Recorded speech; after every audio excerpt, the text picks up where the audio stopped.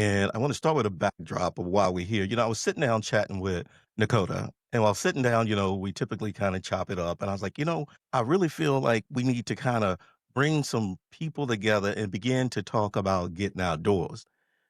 As Nakota always does, say less. I got you, right?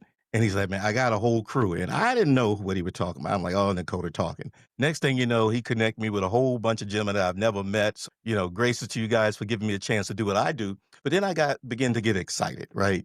Because as I began to do the work and watch the work in the community, I began to see so much opportunity.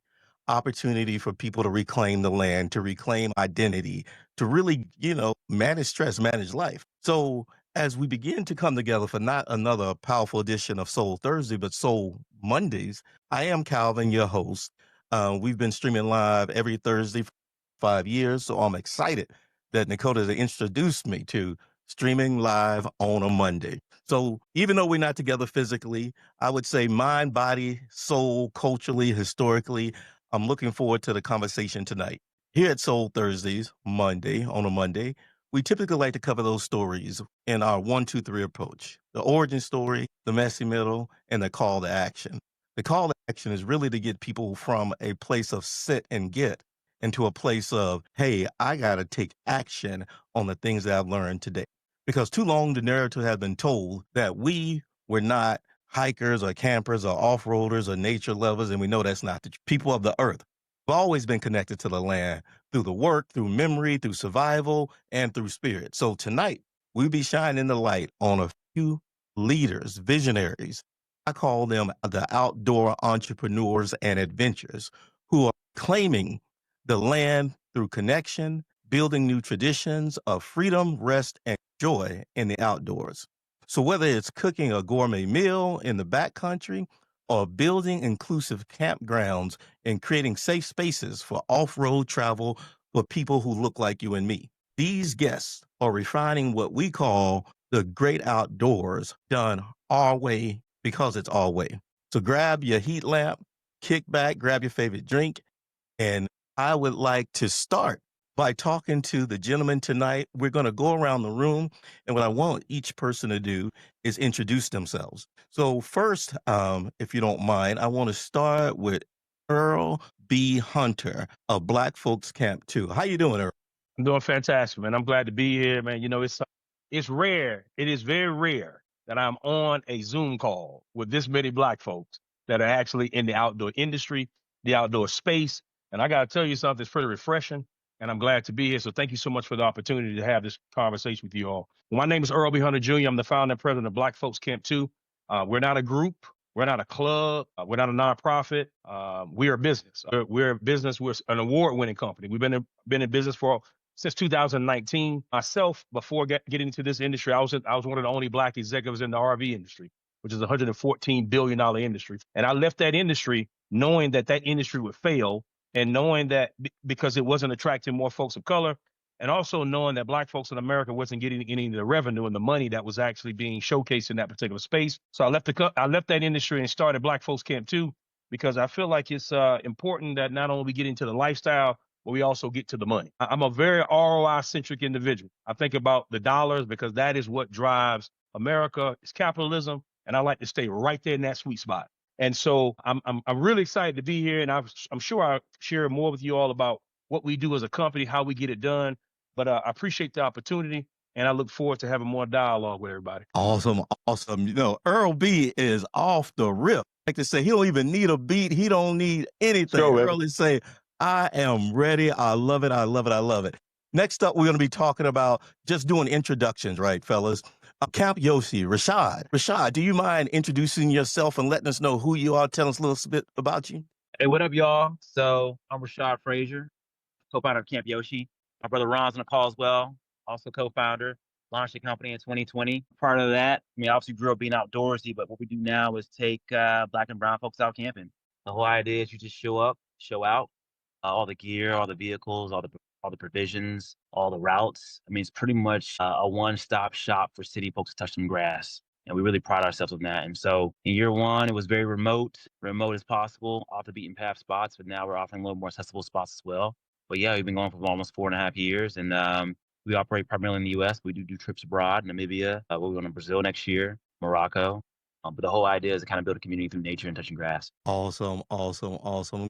I'm gonna add some spotlights, 'cause I should have did that in the beginning. So next up we have Ron. Ron, also from Camp Yoshi. Ron, tell us a little bit about yourself and of course your affiliation with the team. Yeah, I'm so excited to be here. Great to meet everybody. I'm Ron Frazier, his brother, obviously, co-founder of Camp Yoshi. Rashad kind of laid out what we do, but as Rashad said, we've operated since 2020, focused on getting Black and brown folks outdoors and building community like this podcast and this conversation we're having today. So I'm really excited to be here.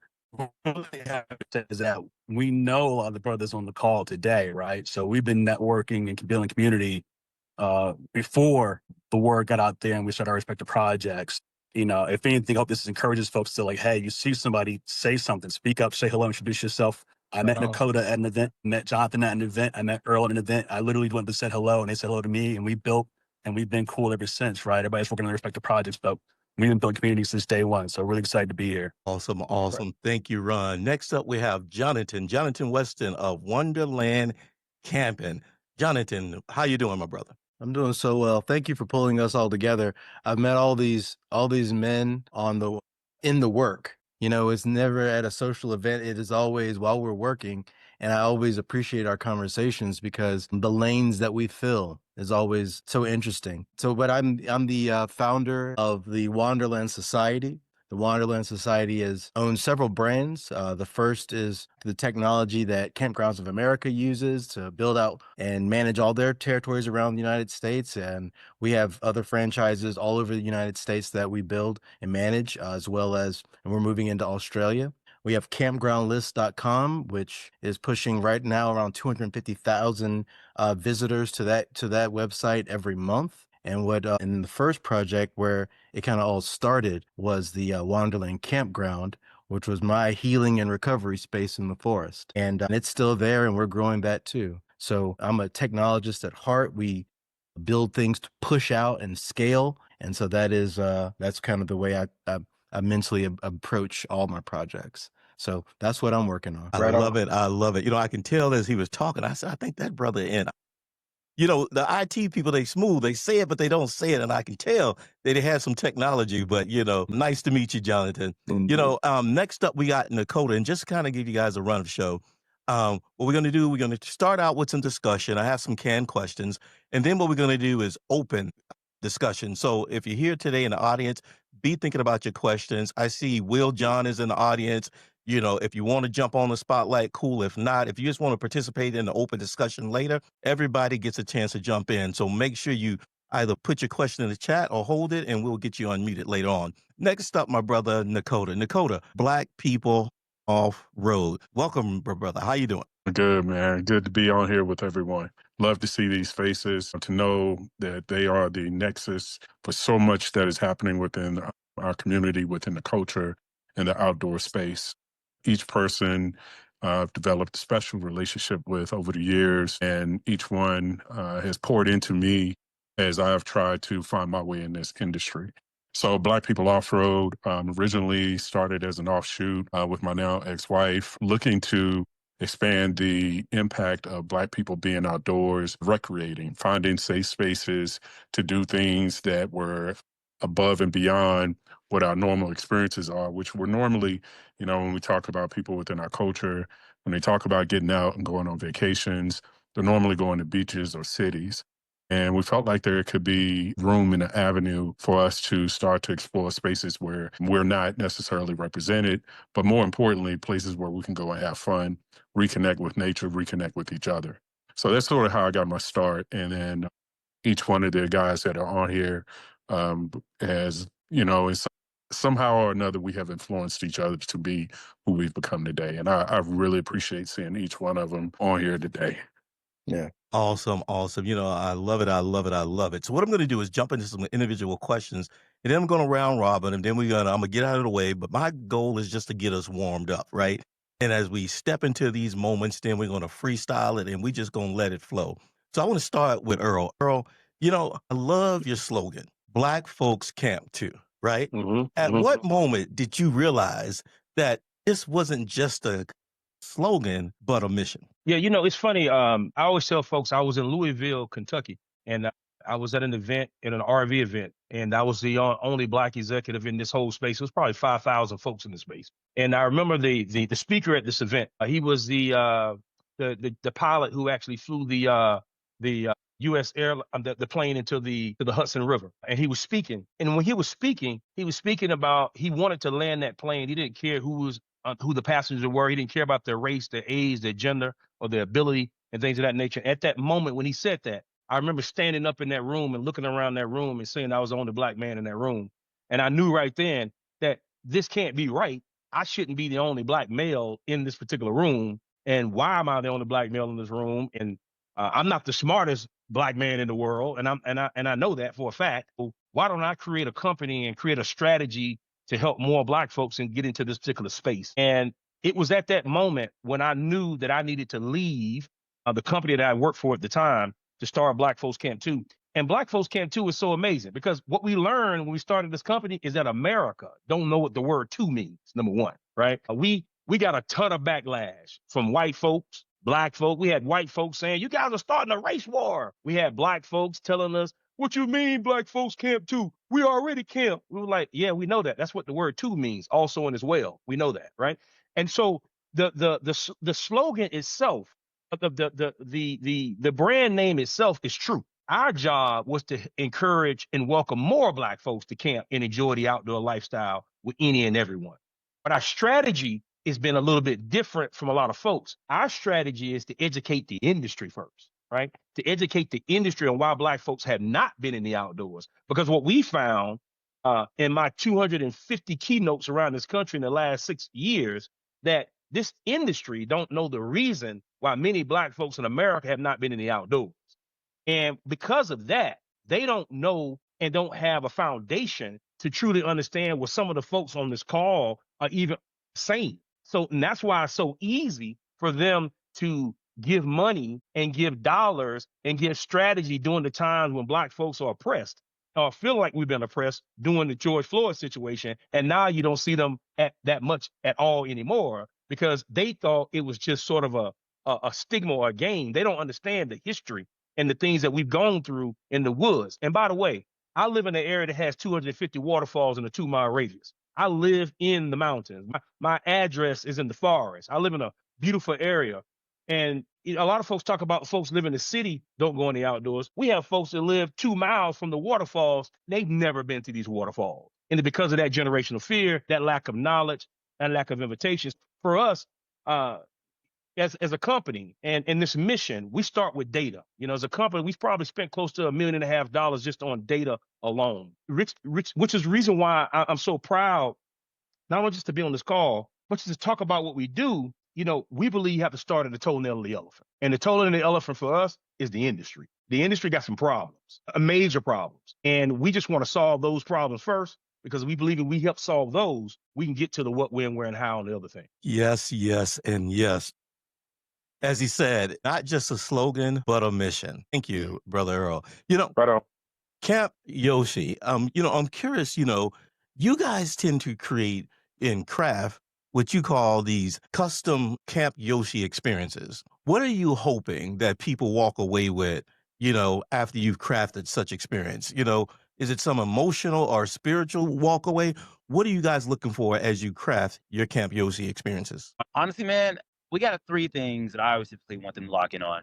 I think for most of our clientele, they're coming from major cities: New York, LA, Chicago, Atlanta. And this is their only time to really kind of get some rest. When I say rest, like there's no phones, there's no service, there's no signal. So honestly, for me, I want to see them be able to kind of really just have a digital detox, like disconnect. We wear so many different hats. We do so many emotional complexities. I feel like coming on our trips is their way to kind of really disconnect from it all. From the noise of the city, from the noise of just the careers, from the noise of sometimes having to code switch, from just having to be and wear the veil, man. So for our trips, I think it's really about them being able to kind of come out and really be themselves, be present, disconnect from just the devices, have real conversations like it's 1992. Obviously, we offer a lot of things to it around the meals, the food, the vibes, the views. But for me, the biggest smile that comes to my face is when seeing campers, our clientele, get rest, and really be able to kind of have a real dialogue with folks and not to worry about, what I should say or should I shrink myself, you know? Yeah. Awesome, awesome, awesome. Run, I got you on the screen. Anything you want to add to that? I love that. I feel like it's a custom experience, and I've seen the pictures, right? Beautiful pictures, right? And I love it. I love it. What's your take on it? Because Yeah. I don't know you guys, but I can feel that brothers have different perspectives of things, right? If you don't Yeah. mind, just introduce me to the family. How are you a little different than Rashad there? Yeah. So I'm the older brother. I'm probably the more, voice of reason. We have a saying with Yoshi that, Rashad's the kite. I'm kind of the one holding the string. And then our third member, Shakita, is so the wind keeping us holding the float. Shakita's not here tonight. But that said, I think for Rashad's said presence, that works a lot. I think with the work that we do, I feel like everyone gets a bit more present when they're in the outdoors. But for me, one of the takeaways is confidence. I love seeing our folks get outside, and no matter what their experience is, what their background is, they get a sense of confidence that they're okay. I remarked that we got people who've been around the world, camped and done outdoor recreation events overseas because they felt safer or it felt like a safe choice. They didn't even think about it, they just did it, right? And it's remarkable seeing these folks do something in their own backyard here in the States and go, oh, I didn't know this was an option, or I'm not just good, I'm thriving, right? So we're real big on sort of like building that muscle memory up, that confidence, letting people touch and feel the gear, ask questions, and hopefully they can take that back home to their families and their communities and start building confidence in those conversations, right? Of like, hey, we can do this. You can start small, go to your local state park. You don't have to necessarily go out west or go to something, epic and off the grid. You could focus on your own neighborhood and your own green space nearby, right? But I think the other part of that too is if you get that confidence and muscle memory, you start to take that ethic and apply it in your own neighborhood, right? So you start appreciating green space more, right? No matter where you are, Yeah. And that's what we're trying to build a little bit. So And I feel like, and even what Earl was saying earlier, man, the experiences that we create for these folks or for our community, sometimes to get out there for the first time. And it's not saying that financially you can't do this stuff, 'cause you totally can. The question is like, where do I go? Where do I start? I don't want to make any mistakes. Is it safe? Is it dangerous? I think one of the cool feelings too is seeing people for the first time drive a Jeep, a truck, use a sleep bag or a tent they fall in love with. And then you get an email from them saying, yo, I use that code and bought myself one for my wife and my lady. Like to hear them actually go out there and touch the gear, use the gear, or even they own a Jeep. We've had 2 campers come on our trips. They're big Jeepers in Portland in Atlanta, Georgia, or mall crawlers. And for the first time, they kind of saw how 4-wheel drive works, and it changed their life. And now they send us photos of them going out to the Utahs and the Moabs, kind of show them actually getting after it with vehicles. But it's kind of cool to see that light bulb go off. Like, yeah, we do this. We can do this. So there's a lot of layers of this transformation. People get outside with us, but I think even to Earl's point, whether you got a 2-mile distance or 200-mile distance or 2,000-mile distance, you can start anywhere. Next up, we have Wonderland Camping. Jonathan, you have a tagline. Camping is for everyone. How has your definition of everyone evolved? How's my definition of everyone involved? My thought process of what everyone meant originally was just, it meant me being out there, right? It really meant I never thought of myself for no racial reason, really. It was just, I wasn't doing it. And then I found such peace in nature. And when I say, man, it's for everyone, people, city guys like myself and folks that grew up in industry and running all the time, that's the everyone. It wasn't necessarily a racial everyone. It was a mentality that said that was a nice thing it was good to go on hikes or visit parks sometimes, but really when you changed it and said, I want to go sleep in the woods, I want to go immerse myself in the forest, and then you're going to go and touch the earth and get to know the earth. That's for everyone too.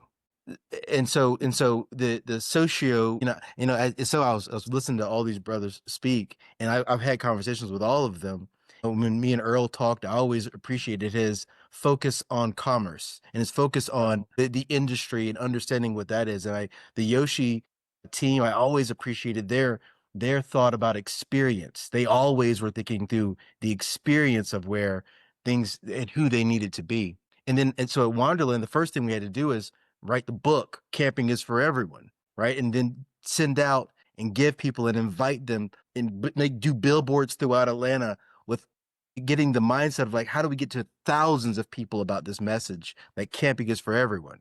So you write that, you put that out, you invite people to the campground. Then you say, okay, one campground isn't enough. So you build something like Campground List, where you amalgamate all the campgrounds in the United States, and then you give people for free access to all their phone numbers. You can access them wherever you are. You just type in the city you want to go to, and boom, there's all the campgrounds, local, national, whatever. That wasn't enough. So then we go to find Campgrounds of America and other multi-location businesses around the United States, and then you build out a technology platform where they can go and make the best decisions to manage all of those campgrounds and pick new ones. And now you have even more scale. So with the definition of everyone, and now we're going into Australia, and we've already been into Canada. And so now everyone starts becoming bigger and bigger and bigger. We're managing, hundreds of thousands of territories and a territory is a place where people have built something and they're going to build something and they're going to talk to people and understanding those people. And so that definition of everyone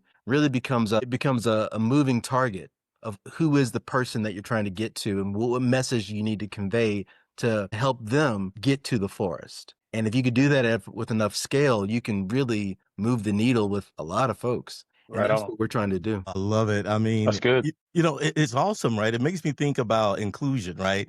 It's like as soon as you get to arrive at inclusion, you discover you have to include more. So thank you for that, moving target. Next up, Nakota, Black People Off-Road. I seen you kind of build this, but I still am curious about this question. Black People Off-Road creates space for us to heal and explore in the wild, often with wheels involved. What inspired you to focus on vehicle-based adventure as a path back to nature? Yeah, great question. Easily said, necessity. I've always, and I think most people in the early years feel like they're a great driver in some form of capacity. And when I got into camping, I was on YouTube looking for people that look like me to help give me reason or understanding. I wanted to connect, even on social media, with what do other Black people look like?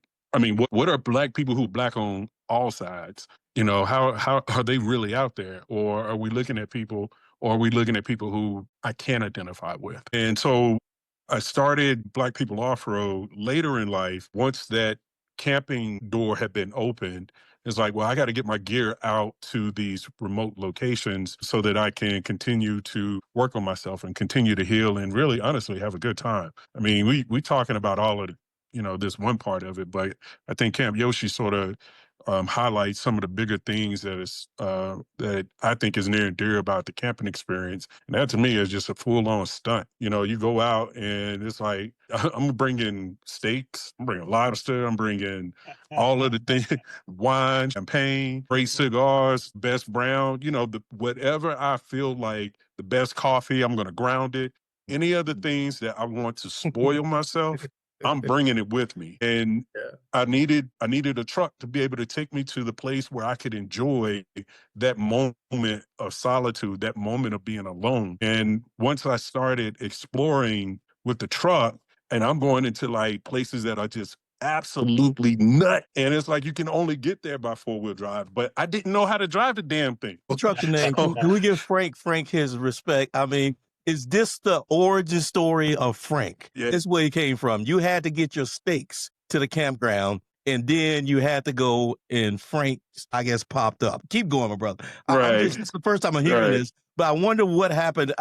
How did Frank show up? But I think I'm hearing it now. Yo, Frank, rest in peace. It was a Toyota FJ80 Land Cruiser, FZJ80 triple lock. And I know there's a whole bunch of jargon, but it's just to say he was a bad, shut your mouth. So, Frank the Tank was my first truck, and I took it out in the woods the first week. First week I went on a Wednesday out to a neighborhood that was building houses, and they had been clearing the land and stuff. And I was like, I don't know what none of these buttons do. And I'm out here literally running up and side of down people's basements, when they dig it out. And I was like, I don't know. But that weekend, I was like, hey, we're going to go up into the woods and up in North Georgia, and got out there. And night one, I crushed the front fender, running into a tree. The next day, I drowned the truck in like 4.5 feet mud. And this guy had to come and get me. he told me I need to go back to Georgia. He's like, you need to go back to the city. But I refused to go. And I ran into another off-roader who happened to be driving a Land Cruiser. And he was like, I'll show you how to drive your rig. And by the time I left the mountain that day, I knew how to drive. But I also recognized how big a gap it was from what I thought I knew about driving and how ignorant I truly was with four-wheel drive. And I saw that as a space of recognizing that there are probably a lot of other people that need to see the flaws, that need to see the mistakes in a way that helps them to identify with someone that looks like them, talks like them, and can show that you can have a lot of fun once you really get to understand what this thing can do. So that's how Black People Off Road eventually came into the envelope. But that's the origin story of it. Later on, it was going out with some white friends and Black friends, and we were off roading, having a wonderful time. Got to the halfway point, and our friends, our white friends, asked if we had any guns, any firearms. And my ex-wife and I at the time, we were like, no, why would we need them?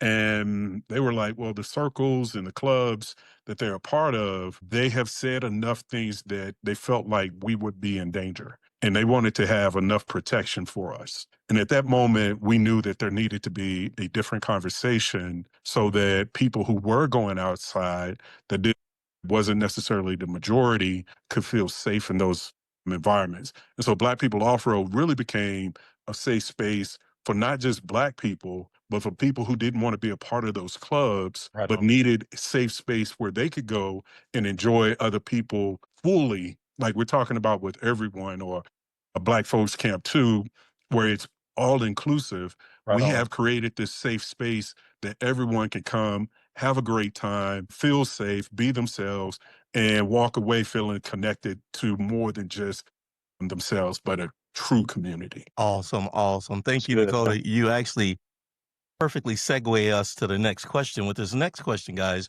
I got two questions for each of you. The question, I want to focus on the messy middle, right?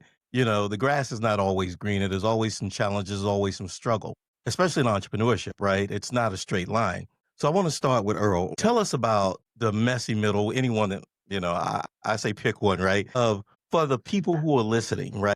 You want people to understand the importance of this, the um the calling, the work that you've done, but at the same time, it's not all, roses. No. Let's step into the messy middles. What have you guys seen there at Black Folks Camp 2? Any challenges along your journey? Yeah, the basis of our company was built on challenges, right?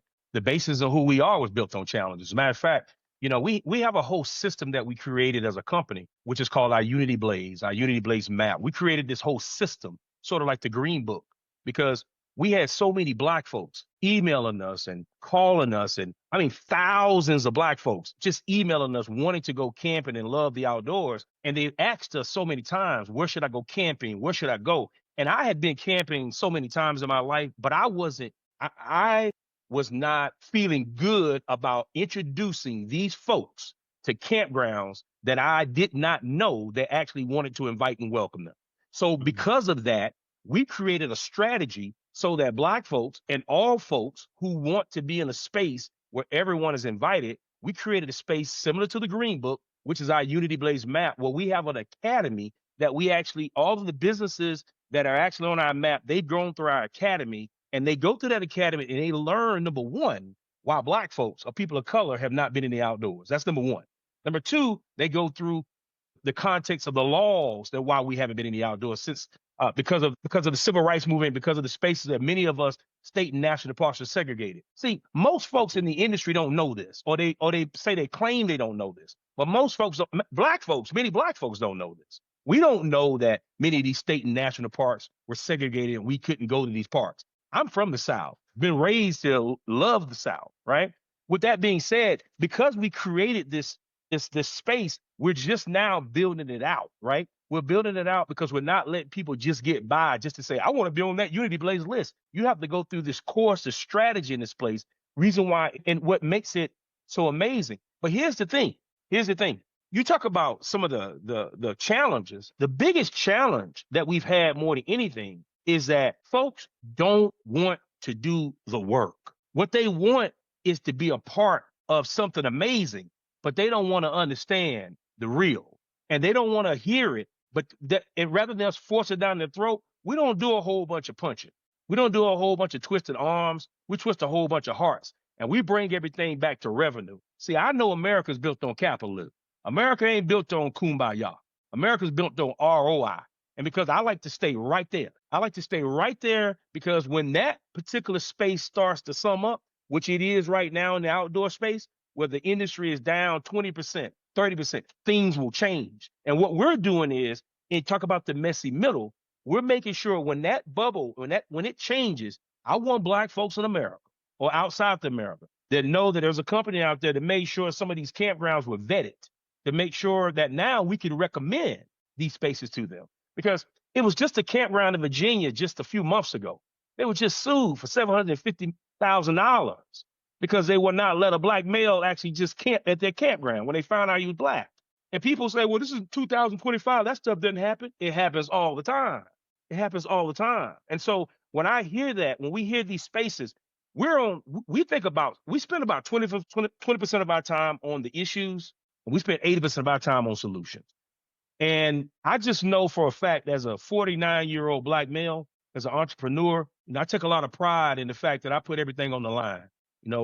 We've never accepted a grant. We've never accepted a donation. I put my money on the line. I put my time on the line. It's not that it's anything wrong with anybody else taking grants or donations and things of that nature, but I just didn't want to. I feel like I wanted to put my money where my mouth was in this space, and I'm going to die trying to get it done. And because I want to make sure that my children, and your children, that when they wake up in the mornings, they don't have to call another Black person just so they can go in the outdoor because they're afraid to go because other folks are out there.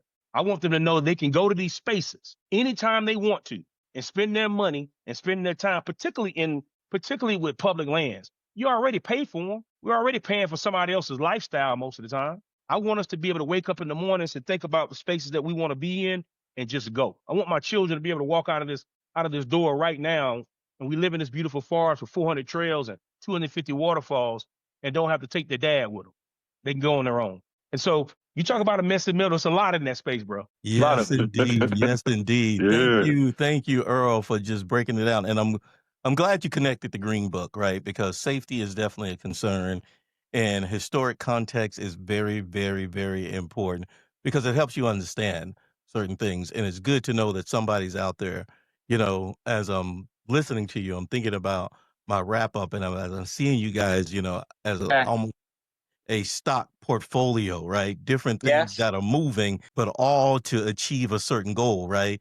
To increase investment. So, I'm going to do the wrap up later, but I'm getting excited here. Next up, Camp Yoshi. We want to talk about the messy middle. You guys have been creating experiences. You have been blending, let's talk. How about this, Rashid? Let's talk about your blend of fine dining, right? In this rugged outdoors. And then Ron, I would love to hear from you some of the messy middle, if you don't mind. What in the world were you thinking? Fine cuisine is what I'm calling it outdoors. I mean, what were you thinking? I mean, you just you bougie like that? What was you thinking, man, when you just came up on that one? All that, man. I feel like if you're going to travel that far outside and do all these things in nature, I feel like you should pair it really well with a good meal, right? I mean, who wants to go outside and eat hot dogs and just, I'm not saying anything wrong with a hot dog, man, but if you're going to go out there and have a good time and enjoy these sunsets and these views, why not have it with some steak or with some lobster or with some curry chicken or just whatever things you can have to make it even more elevated.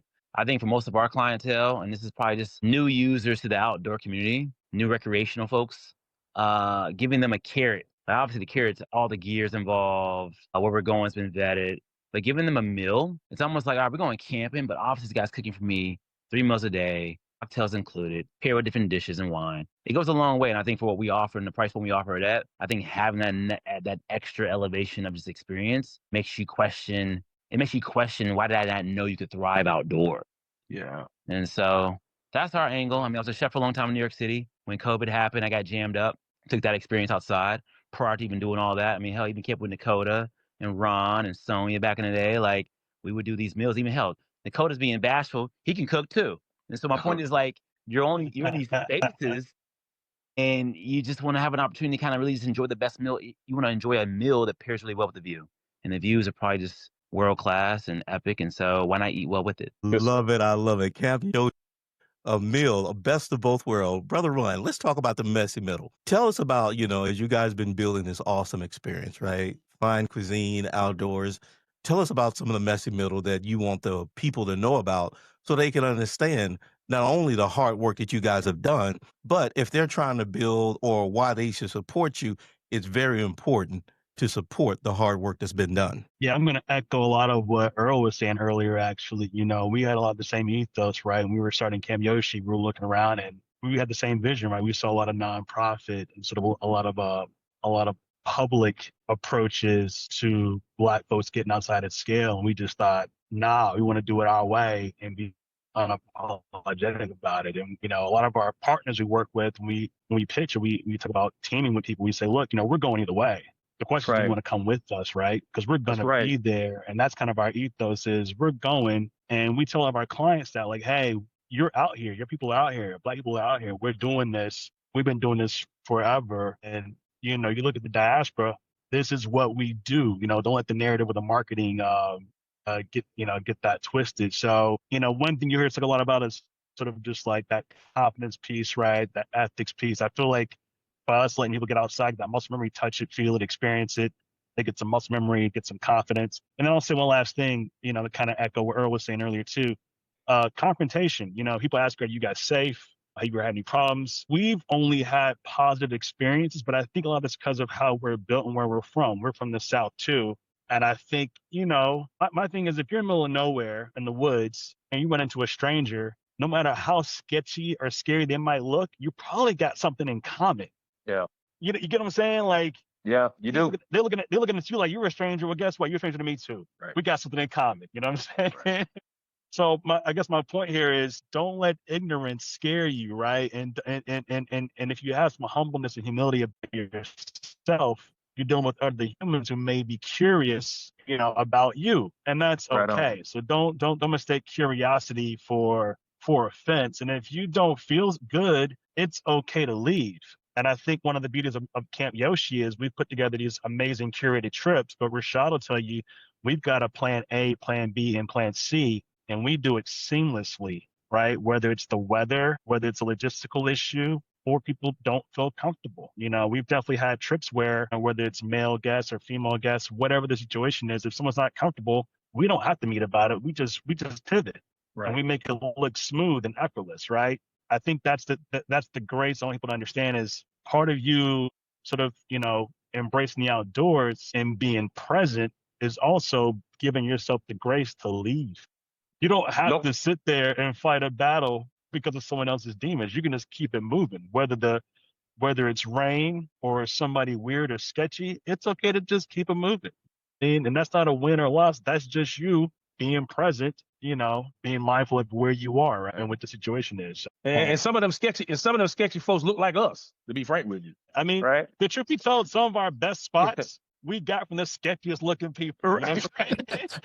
Rashad, he's gonna tell you we talk to everybody, yo, and we like, hey, what's up? I'm here. We're not code switching. What's up? We're polite, respectful, but right I think when you have a certain humbleness about you, you'd be surprised the amazing conversations you can get into. And, everyone's a character, has got their own story, and it's cool to keep it moving. You can say hello, and be respectful, and keep it moving. You know what I'm saying? And maybe y'all share something, maybe you don't. But my point is, as people get out here in these spaces, I want them to be confident, but also give themselves the grace to punt. It's okay to keep it moving. It really is. Thank you for that, Ron. And, as you were thinking, I can tell that you guys out here do the thing and you do it well. The project manager in me can appreciate a plan A, B, C. Y'all, most people struggle with a plan A. When you have the awareness to come together with a plan B and a C, that means you're thinking, you're aware, you know how to do the thing. So thank you, Ron, for sharing that.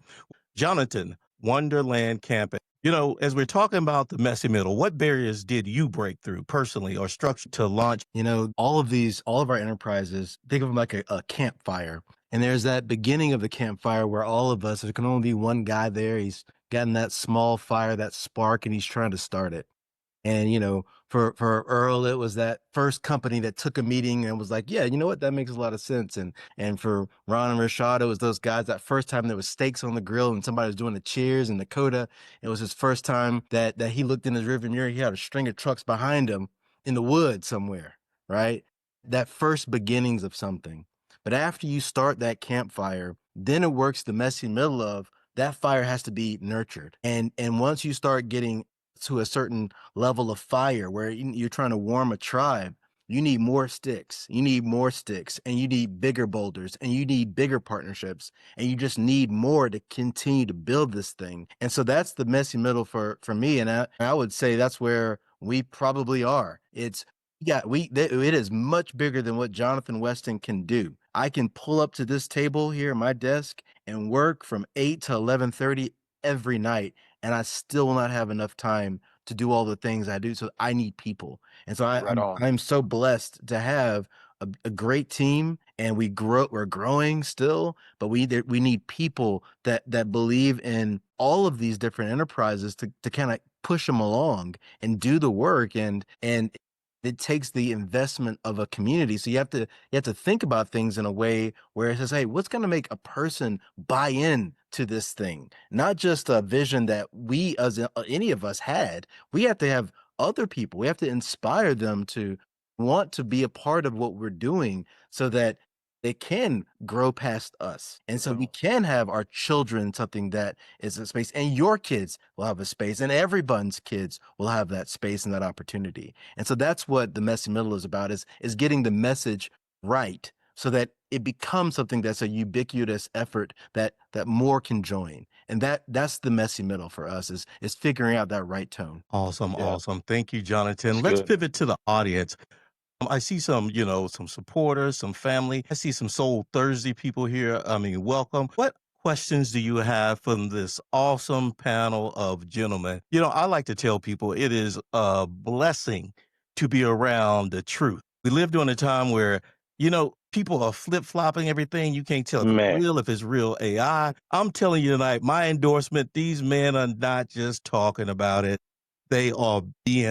So this is your opportunity to talk to the experts, get your questions. How do you be safe? How do you navigate this thing? Are you ever scared? Should you always pack a weapon? I don't know what your questions are. Let's hear from the people in the audience. What we got? I see you, Carrie. Welcome back. I hadn't seen you in a while. I've been thinking about reaching out to you, but I'm glad you're here because I know you love the outdoors. Talk to us, Carrie. I don't think Carrie, she pretends to be shy sometimes. See how well she do. Hey, Carrie. Dr. Carrie, I'll say. I thought you was gonna call me out, but I was hoping maybe I would have a little peaceful watch. Thank you so much for what y'all have shared. It has really been exciting to me because I love the outdoors, especially the idea of off-roading. I have a Jeep, and I'm excited about checking out that website. I guess I was just gonna ask, how did you determine your niche or unique value proposition, considering there are, a host of related organizations? Like, how did you pick your specific niche? And any advice for anyone else who might be interested in starting something to encourage folks to get out in these spaces that we belong and deserve to be in? And yeah, that'd be my question. I'll start if you like. I started thinking about what problem I wanted to solve and who I wanted to solve it for. And the first person that I mirrored that after was me. What problem do I want to solve for me? And that's I want a elevated primitive experience. And that's when I built Wanderland, because I wanted to have some place that was rugged and tough to do and a challenge every time, but it's still I'm still a city guy and I'm used to a lot of things, and so I wanted to have nice things when I got there. And so I created a space that I liked, and then turned out I invited a lot of other people and they liked it too. And that's when that thing started. And then when you get into the community and you start seeing what other people like, you can start to say, well, I can solve this problem for that group. And then I can start to do that at a larger scale. And so that's how I figured out what problem I wanted to solve for what community. Yeah. Just to piggyback on that, I tell everybody, I'm from the South. I grew up in Columbia, South Carolina. My great grandparents were original from Abbeville, South Carolina, where the Confederate War actually concession. And my great grandmother, she would sit on the porch with us as children, and she would beg us to never go in the woods, ever. Don't you ever go in them woods. You don't belong in them woods. And white folks gonna kill you. You don't need to be there. And I'll be frank with you.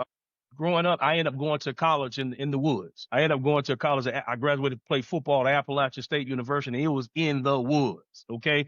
And I had never thought about going camping, never thought about doing anything in the camping in the space at all until I got into the RV industry. And I started making me some real money. I'm talking about some amazing cash, right? And my thought was, again, if I can go out and make this cash in this particular space, and all the RV dealers that I know, they all have airplanes, and they probably have two. They all have multiple homes.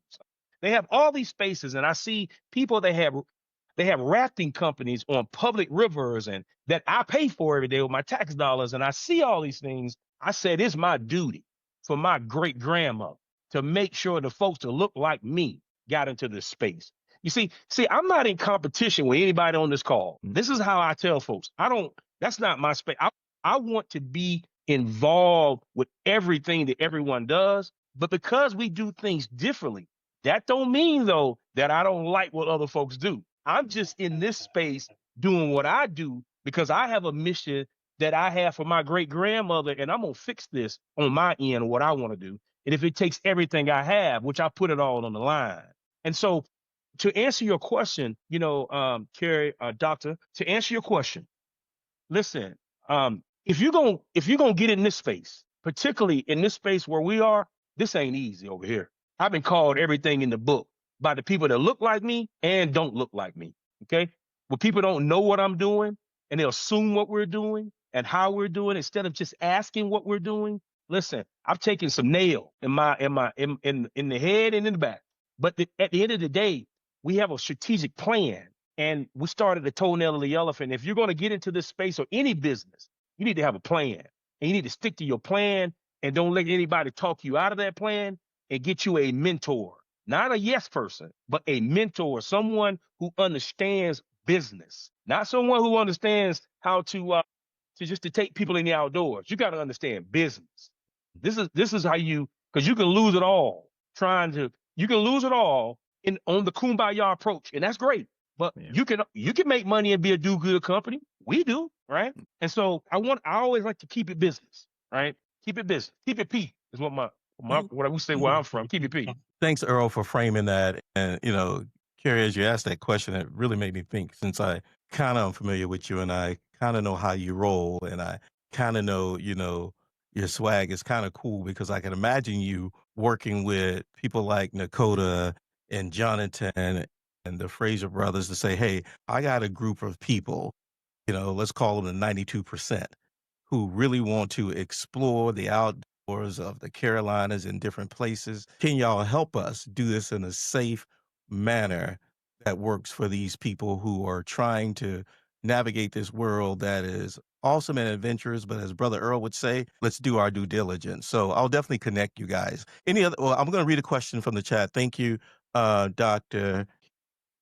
Question from JB McMillan. I have a wife and kids. Why should we camp? How do we learn to camp? Anybody want to take a stab at that? I could take this one on. I've got two boys and a wife, and I think what I tell people, we got into camping because it was an activity that whether it was 2 of us, 3 of us, or 4 of us, everyone could participate and be on the same level, right? My kids started getting into sports, basketball, soccer, football, etc. We were doing the Uber parent thing. We were taking kids to AAU games and whatever, right? And that's important, right? Camping was the one activity I could find where, as a family, no matter who was available that weekend, whether it was 2 of us, 1 of us, or 4 of us, we could all show up. We could be present. We could be a family. And there's something dope about, you guys pulling up and everyone was what do, you can do it at different levels.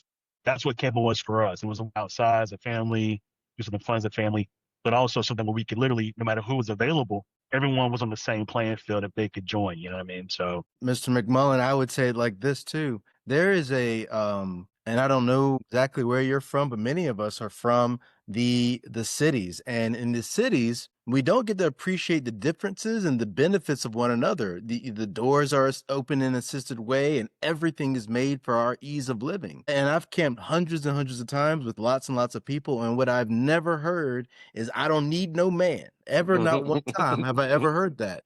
because we appreciate the distinctions and differences of each other, and we value everybody in those woods, because those people are the eyes that are looking around from you, the ears that are hearing out from you. And what's that sound? Everybody. You heard it too. What's that Yeah. campfire? You're looking that way. I'm like, everybody appreciates everybody. And in our society today, we don't have enough value for each other. We kind of think everything is easy and everything is this, and I know everything. We don't. Go to the forest, and I promise Hanging out, baby. you'll appreciate one another more. We'll appropriate that when INDEP in the woods. Next up is Gloria.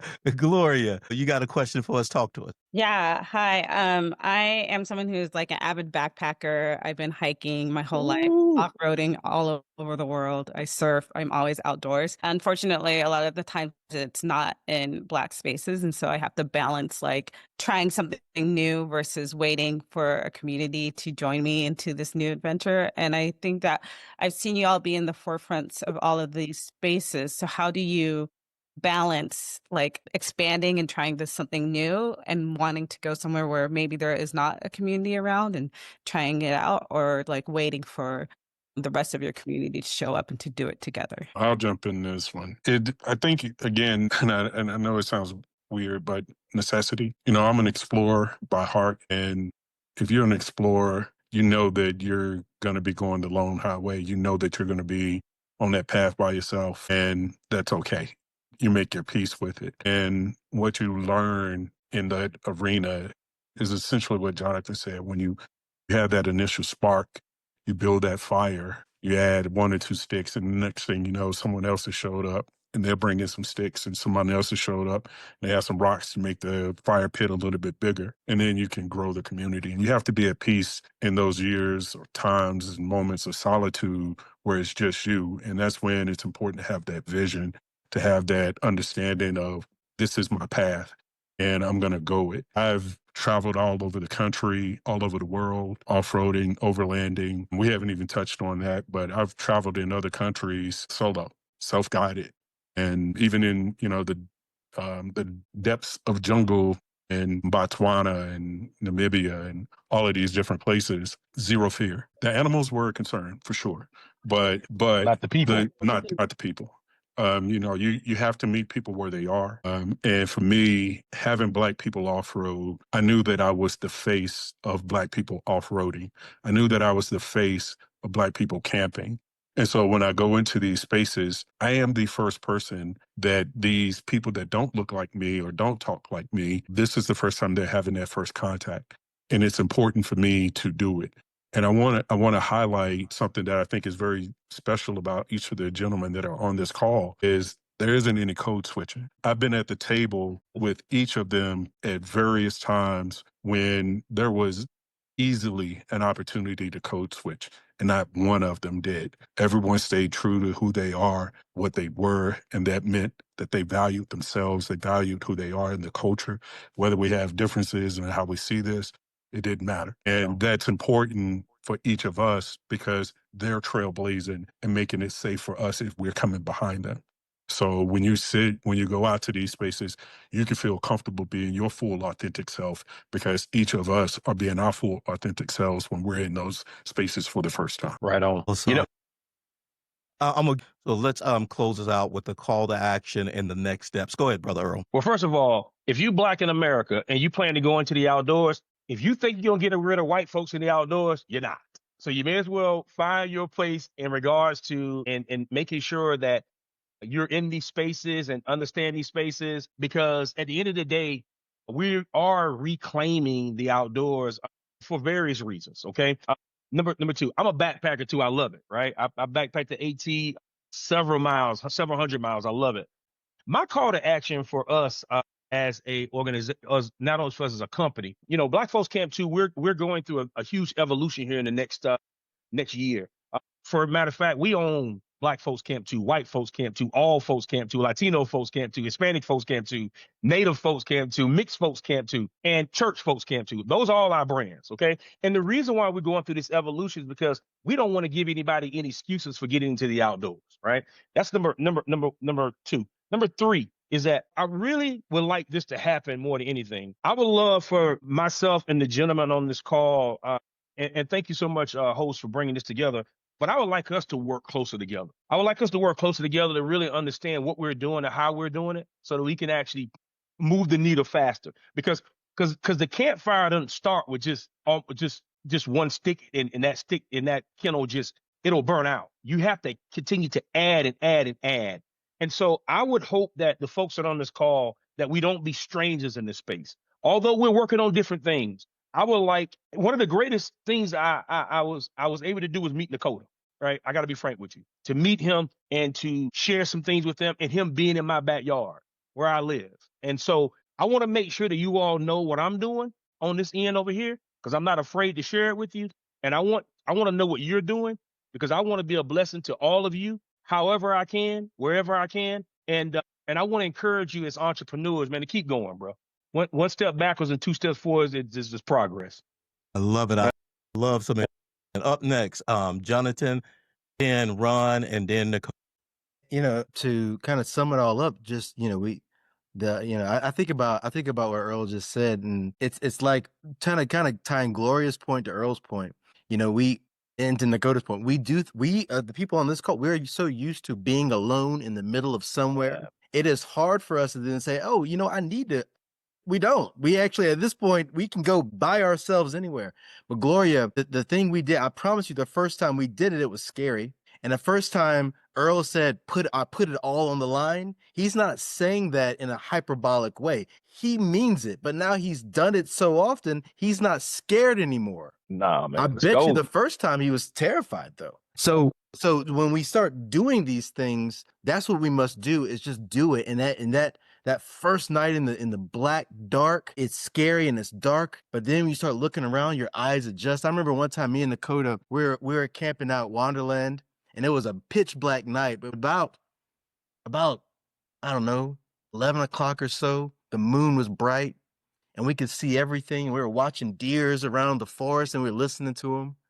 That in the woods weren't so dark anymore, and there wasn't a street light within a mile of us. But the moon is the only thing that guided us, and our eyes adjusted, and your fear will adjust, and your proximity to danger will adjust. So just do it, and just be out there, and just find yourself where you want to be without the fear. Or if you got to do it scared, do it scared. Prepare and just do it scared if you got to. That's the final word. I love it. Your eyes will adjust. Who did I say was next? Was it Nakota or Ron? Who's next? Ron.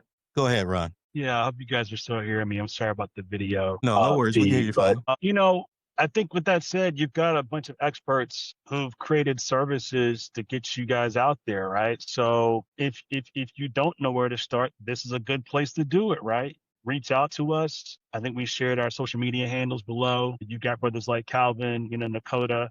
Reach out to us. Don't be a stranger. Like I said, when the call began, I looked around and said, I've had the pleasure of meeting a lot of these brothers, because I think we move with a certain amount of curiosity and humbleness, and we speak to people. I think that's just a good way of making yourself feel at home, feel comfortable, is by just making yourself heard and known that I'm here taking up space, right? Say hello. So reach out. You don't have to figure it out by yourself. We can help you. We can guide you. You know, Jonathan's got an amazing space, right, and a platform if you're looking for information. Dakota's got platforms and events. You know, Earl is sort of the, you know, one of the OGs of this, one of the first ones that kind of, you know, got us on and kind of helped us understand how this industry works, right? So you've got a wealth of resources on this call. If you don't know how to start, just ask. We can take you out. We can show you. We can put you in touch with like-minded folks. You know what I mean? And then to Dakota's point, you know, I don't think you need to be afraid. I think you need to be curious, you know, and that'll help you figure out the next step. Awesome, Nakota.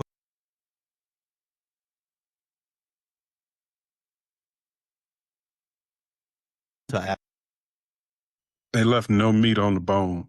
They just left me a bone here. Each one of these guys have really spoken the words of my heart. And I think it is no surprise that each of us are on here, because in many extensions, we are finding our own lanes, but with the common perspective of what does it mean for us to create safe space for our people to be able to get out into nature and connect with each other, connect with ourselves, and connect with our ancestors in many senses of the word. We are the original people on this planet, and we are been the furthest disconnected. And my call to action for each of you is to ask yourself a different question for your next experience. You know, been to the beaches. Other than the sand being a different color, you've been to the cities. You know, the club is the same, the brunch is the same. Drinks are a little bit different, but it's still the same. You know, but have you been to Wonderland and had an experience there where the campground owner is a Black man who, if you're having your girls' night, he's there. You're on safe space. Do what you want, say what you want, enjoy each other's company. You got kids. He's got a program that he didn't even mention that brings young boys out every year and teach them the fundamentals of being a man. We watch them do electrical work. We watch them learn to hike through the woods together as a unit. And they killed their own chicken, skinned it, and cooked it.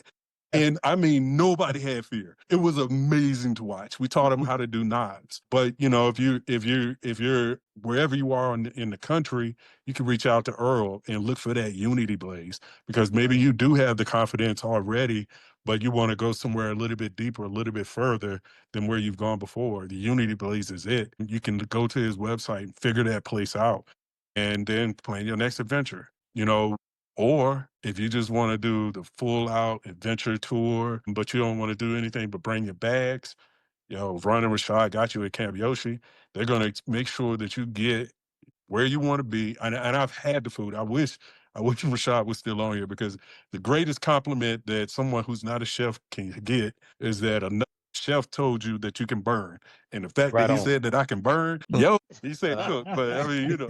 The burn and cook is two different things now. I'm counting the numbers. Thank you, Brother Nakota, for bringing us here. One thing I would say, ladies and I gentlemen, love these it. guests here tonight are redefining what the great outdoors really mean for us. So as the men have stated, grab your headlight, bring your story and your lights together to light the fire. This has been a Soulful Monday. Thank you guys for hanging out. Now, I want to say one thing. I put it in the chat this week. We're going to be actually spotlighting on Thursday, typically when we go live, a young lady by the name of, Simone Andrews. Simone, you guys may have met her. You may have heard about her, but she's a young lady who lives the life of a nomad.